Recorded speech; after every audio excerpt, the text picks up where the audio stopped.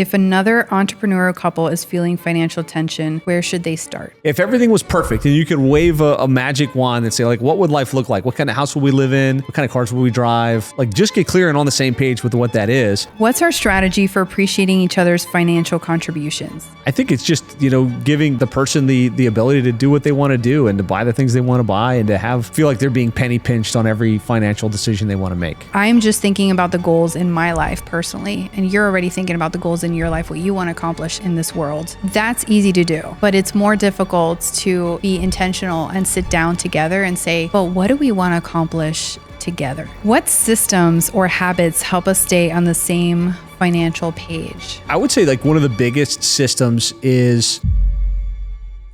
Welcome to the Scaling Together podcast, where we talk about how to scale together when there's two business partners who are in the same house.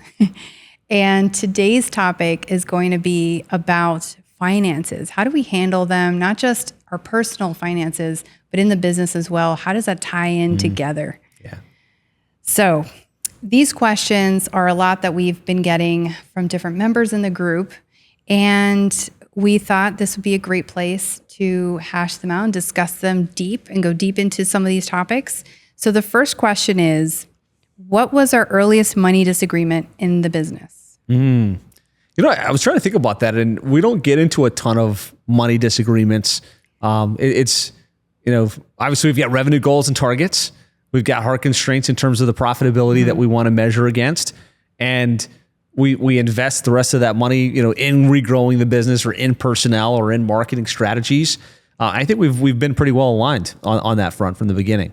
100%. If anything, I would say it would be on how because we're both so passionate about it, it's how we look at coaching for ourselves. Right.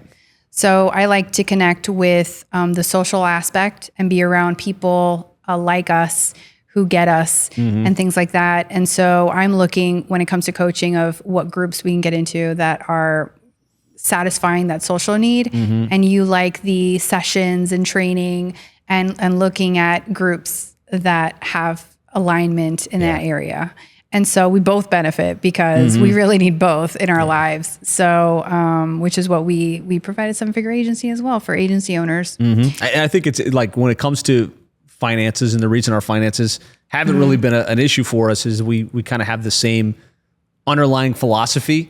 Initially, we read the Secrets of the Millionaire Mind, and we went through T. Harv Eker's financial training. And really the philosophy there is you have income that comes in, 10% goes to tithe, 10% goes to savings, and maybe another 10% goes to long-term savings for future purchases, and the rest you can live on, right? So you you have that constraint. And the same thing for the business. We really believe in the idea of profit first by Mike Michalowicz, which is the money comes in, we take the profit off the table right out of the gates, and then we've got a certain amount that has to be set aside for taxes. We've got a certain amount that's set aside for our compensation, and what's left is our operating bucket.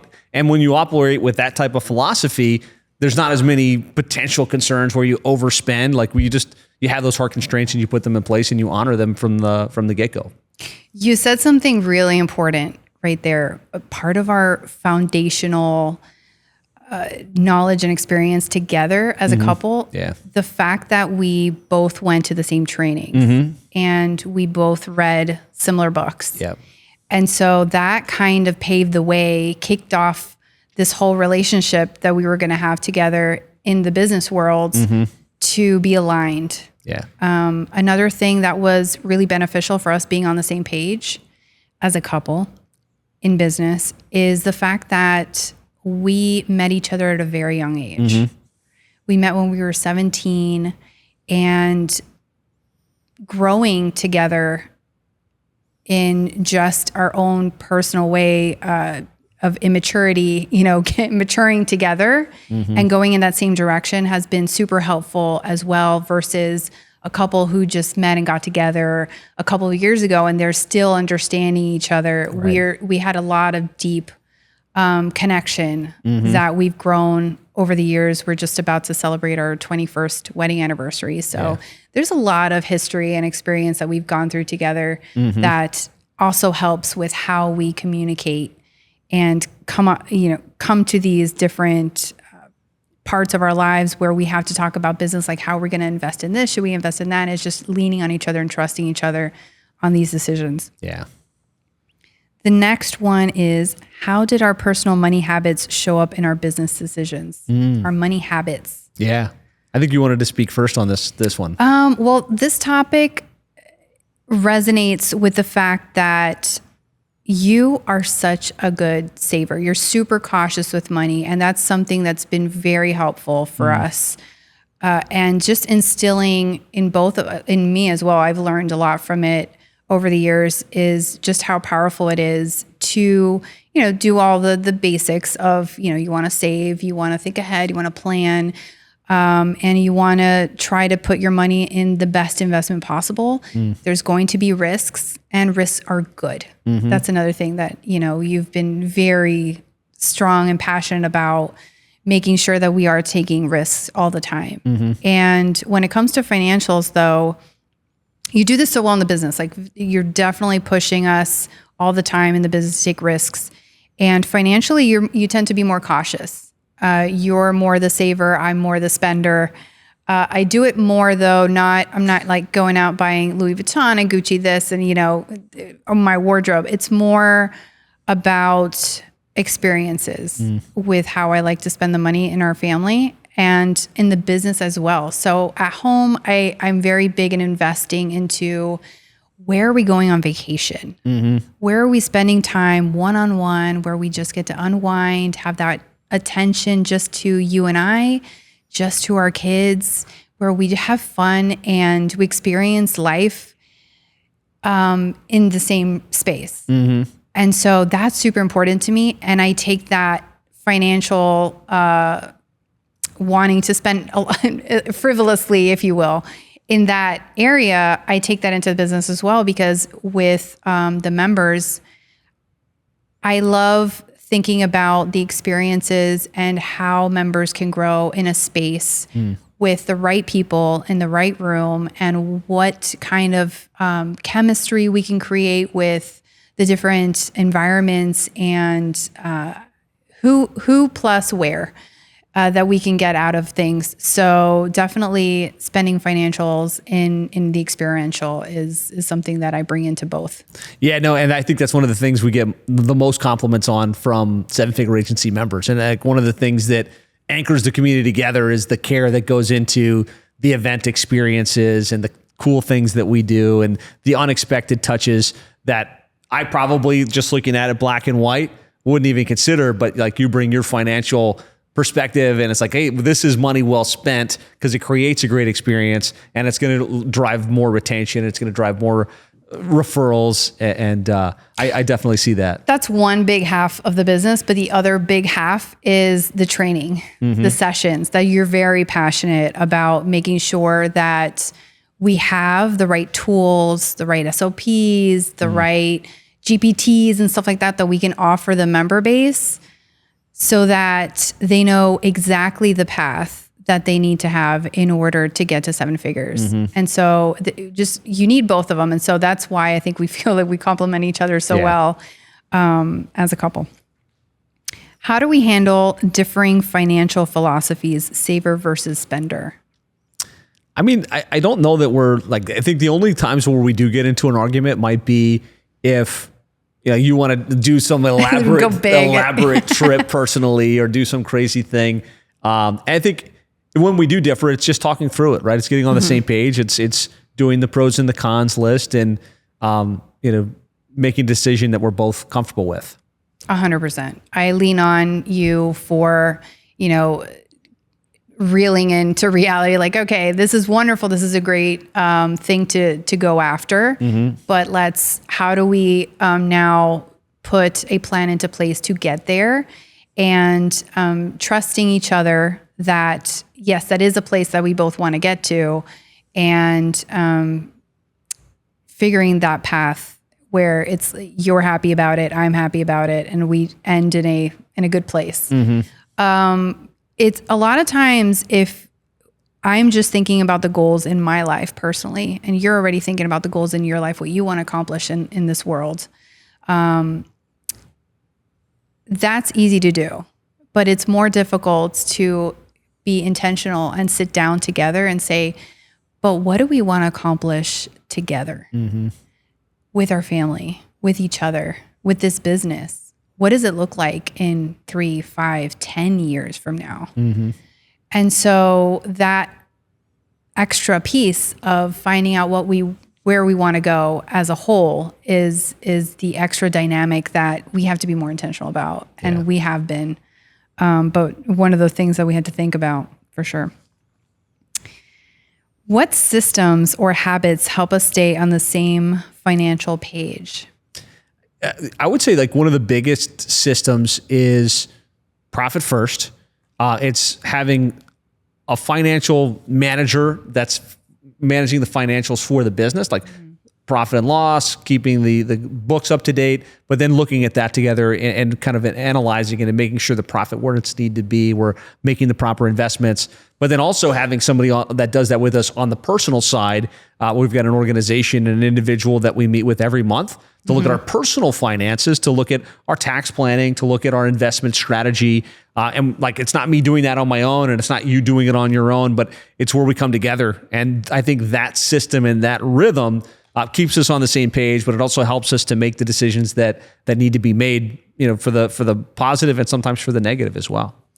And in the business side, we even have taken it another step further and have signed up with this group that we're all getting together, us agencies, owners, and comparing our finances against each other and against the top agencies that are out there, and how are they winning, and what do we need to do in our financials in order to meet and exceed the expectations that we have there for that. So that has also been really instrumental. Yeah, no doubt. And that's actually through Simple Numbers by Craig Crabtree. We had him come speak at the mastermind, and everyone loved it. And it was like, well, what if we did pull together our top 20 titans, and we all had our revenue, profit, labor costs, and we compared them and contrast them, and it leads to great quarterly reviews. It really leads to great quarterly conversations, which I'm glad you brought that up. I hadn't even considered that.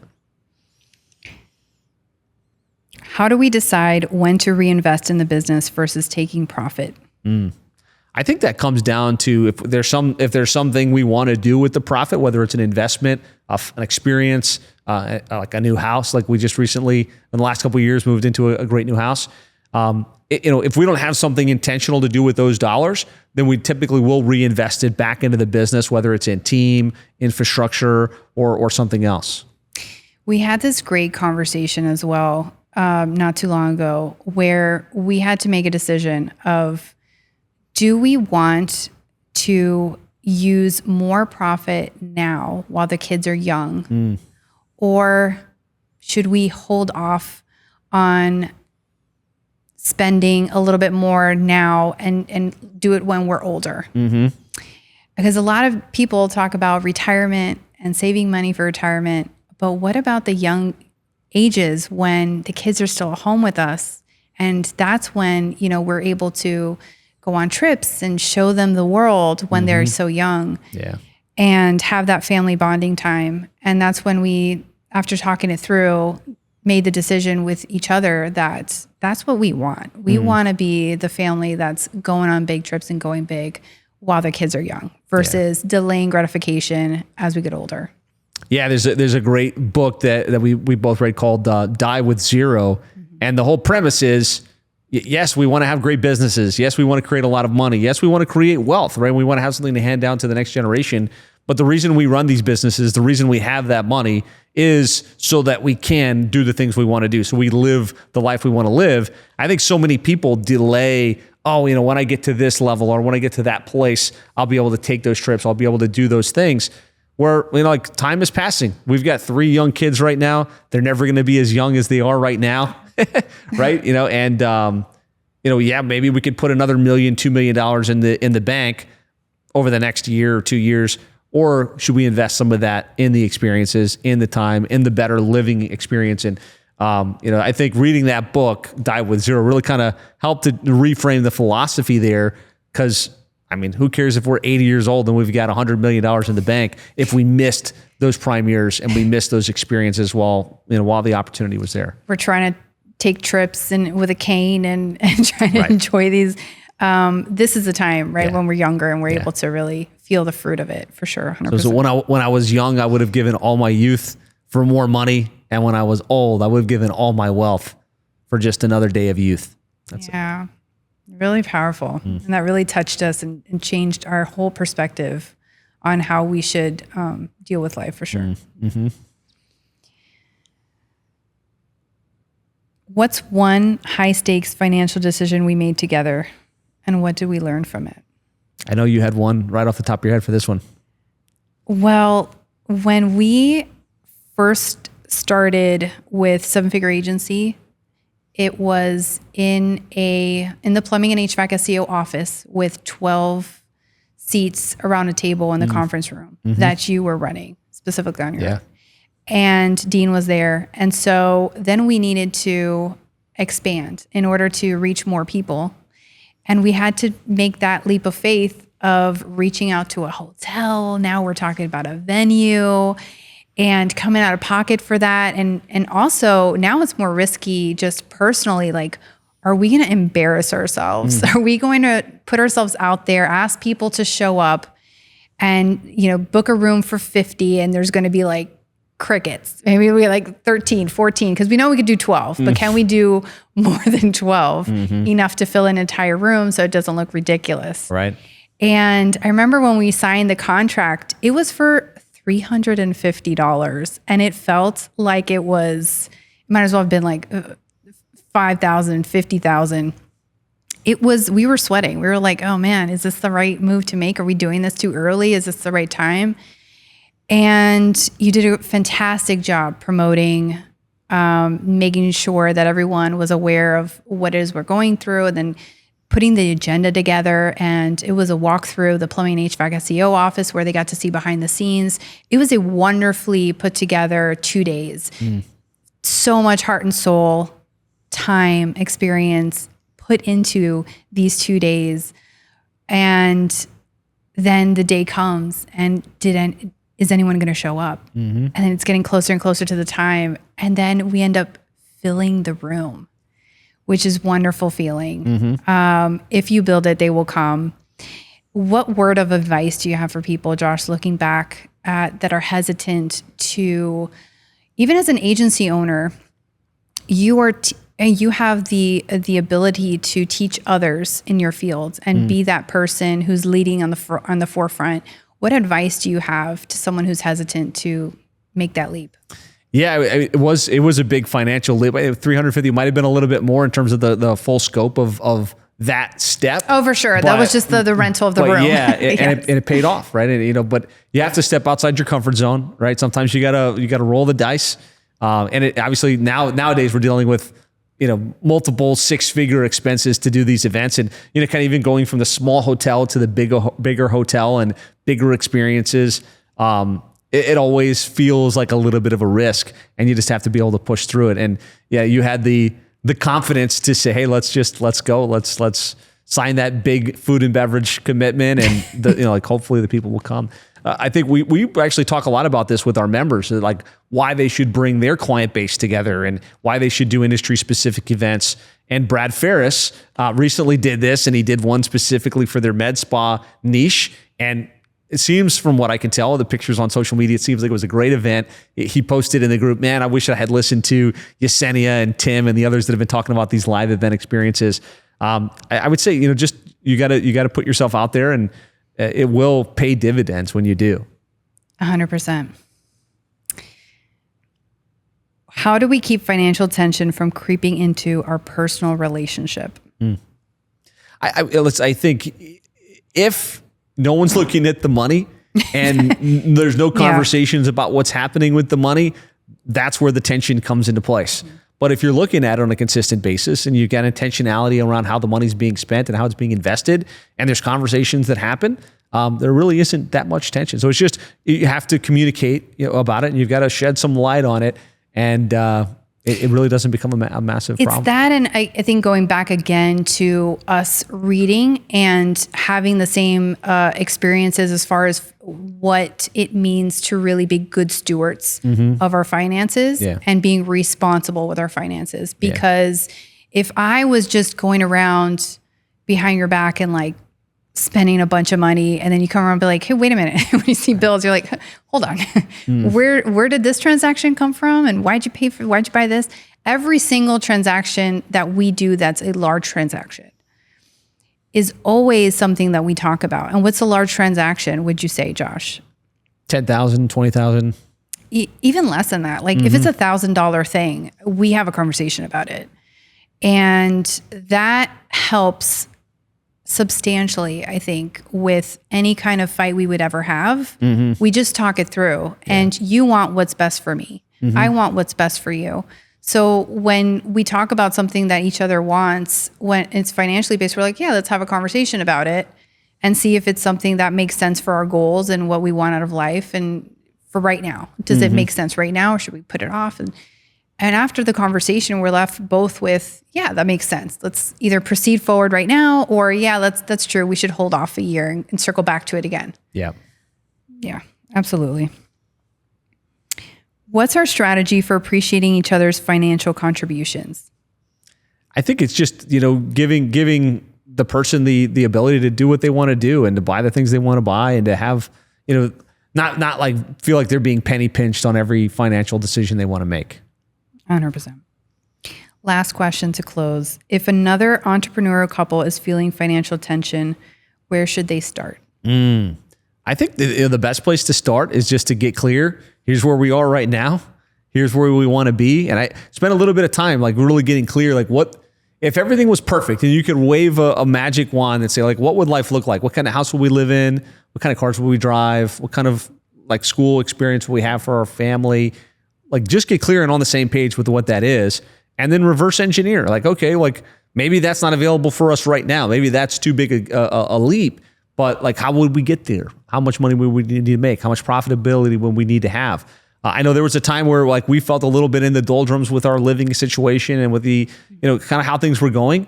And we went to a long sit down breakfast and we mapped out our like ideal life, and that really propelled us to that. So I think, the question, like, where would you start? Just get on the same page with where you want to go.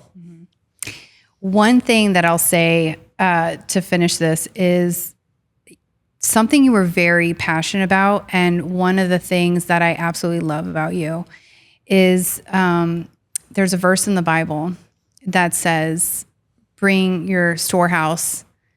Bring your full tithe. Bring your full tithe to the storehouse. And the fact that you were the first person to say it's super important that we set aside 10% of our income and tithe, that I feel has been the turning point in our life. I know we've had this conversation before, but that was a turning point of the blessings in our life of where it started. Yeah. We had financial turmoil where we felt like we couldn't ever move forward. And we're kind of like 3 steps forward, 2 steps back, and constantly just teetering in the same area. And it was the moment that the decision was made of we're going to tithe 10% no matter what, consistently. And we've been doing it for decades now. And it's because you made that decision and you brought that into our house, and we talked about it, and we're like, yes, that's what we're going to do, and implemented it. And it's just been, don't even think about it now, but that we strongly believe is one of the main core reasons why we have so many blessings in our life. Yeah, no, I vividly remember we both grew up in Christian families, and this was something that was always talked about, the whole principle of tithe. And I was working in a job at Reach Local making $40,000 a year. You were making, I don't know what you were making in your full time, but it wasn't a lot of money. And we were in church, and this principle came back up again. And it really just hit me that, like, it's a biblical promise where they say, bring your whole tithe to my house. The storehouse will be full, and test me on this. I'll pour out more blessings than you can handle. And I was like, well, that seems like a pretty cool promise. Let's test it out, right? And we didn't. But at first, when you're looking at your salary, if your salary is $75,000 a year, that means $750. And so wrapping your head around that for the first time that you think about it, you're like, that's a lot. Yeah. It feels chunk like a lot. Of money. Yeah. So just giving that up and fully just committing to, yes, it's not mine to use anyways. Right. Yeah. So that has been a huge blessing, game changer for us, for sure. For sure. Look up the Bible verse in Malachi and test it out and see what happens. Excellent. Well, hopefully you enjoyed this conversation about financials and money in your relationship. Hopefully there's lots of takeaways. If you're enjoying these episodes of Scaling Together, be sure to be sure to subscribe, and tune in for the next episode of Scaling Together.